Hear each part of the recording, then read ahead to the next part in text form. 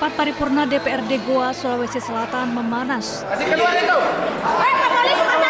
Situasi pun berubah ricuh usai dipicu teriakan dari sejumlah orang yang hadir dalam ruang rapat. Rapat ini menghasilkan keputusan pemakzulan terhadap Bupati Goa, Husniah Talenrang, atas kesepakatan seluruh fraksi. Husniah yang berbicara di atas mimbar terkait klarifikasi kasus yang menjerat dirinya sontak mendapat hujan interupsi. Dengan tegas saya menyatakan bahwa semuanya melalui proses. Ya, di sini bukan tempat kita untuk menghakimi atau mengadili. Masih ada proses selanjutnya. Saya menghargai ini adalah rumah rakyat. DPR adalah mitra kita. Dengan harapan kehadiran saya ini akan menjaga dan menjalin harmonisnya hubungan antara DPRD, legislatif dengan eksekutif. Sebelumnya, Husniah diperiksa tim Pansus Hak Angket atas 3 kasus, yaitu dugaan korupsi seragam sekolah gratis sebesar 16 miliar rupiah, pencabutan sepihak bantuan beasiswa program doktoral salah satu mahasiswi, dan dugaan perselingkuhan. Dari Goa, Sulawesi Selatan, Bukma, iNews melaporkan.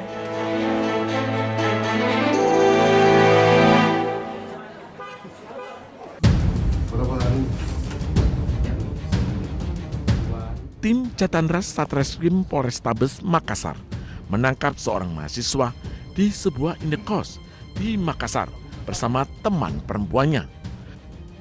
Pelaku ditangkap usai membuat skenario penculikan dan penyekapan dirinya untuk memeras orang tuanya.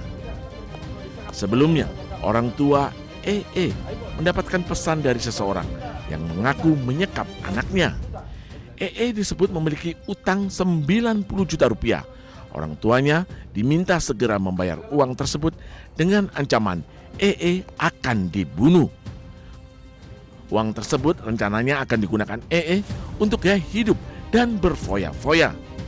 Proses mengungkap dan proses menemukan anak yang dimaksud. Namun setelah dilakukan pendalaman ditemukan fakta bahwa yang melakukan pengancaman bahwa anak itu dicuri dan sebagainya adalah merupakan korban itu sendiri dengan membuat suatu sandiwara dengan alasan untuk bisa mendapatkan uang dari orang. Kini pihak polisi masih menunggu orang tua pelaku selaku pelapor untuk menentukan kasus ini akan dilanjutkan ke proses lebih lanjut atau tidak. Dari Makassar, Sulawesi Selatan, Leo Muhammad Nur, iNews melaporkan.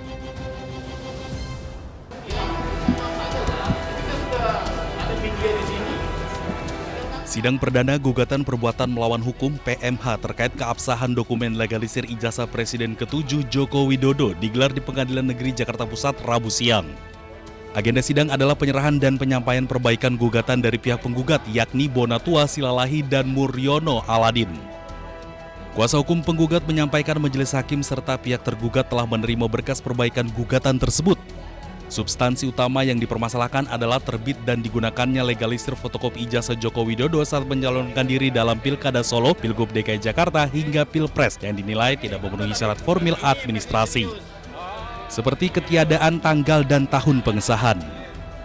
Makanya ini saya merasa bahwa dengan tiadanya tanggal itu menghilangkan jejak penelusuran. Sehingga kita tidak bisa mengkoreksi benar nggak dulu dilegalisir.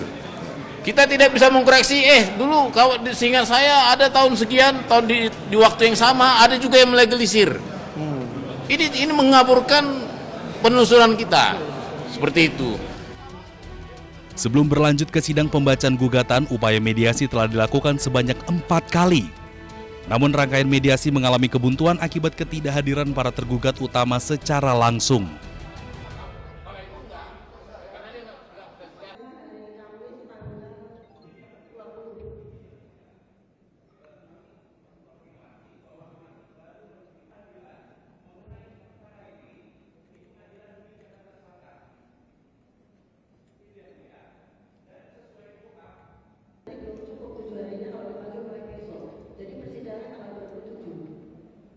Dipanggil untuk hari Kamis tanggal 27 Agustus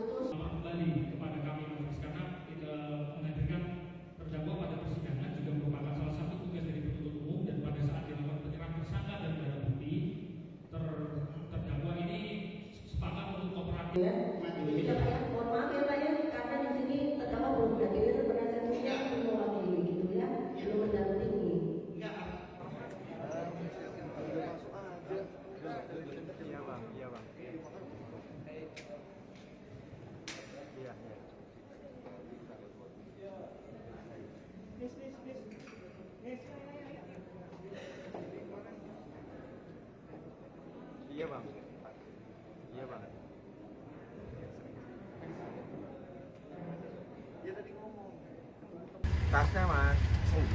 Ya. Mau tanya apa Pak? Iya ini Pak. Tanggal muda katanya Pak. Oh tanggal muda. Bentar ya. Jiwa. Tadi sama kan ya?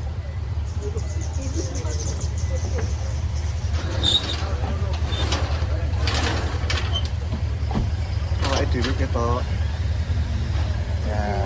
Ada Pak. Iya.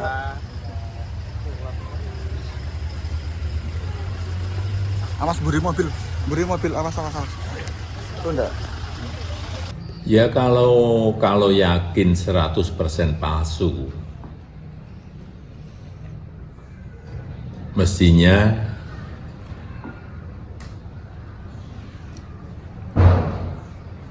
masuk ke pokok perkara di persidangan itu diikuti, tidak malah pra-peradilan. Biar perkara ini segera selesai, masalah ini bisa segera selesai. Kalau untuk sidang rencana besok dari Pak Jokowi seperti apa Pak? Kalau siap hadir kalau Hadir, kan sudah saya sampaikan, saya akan hadir membawa ijazah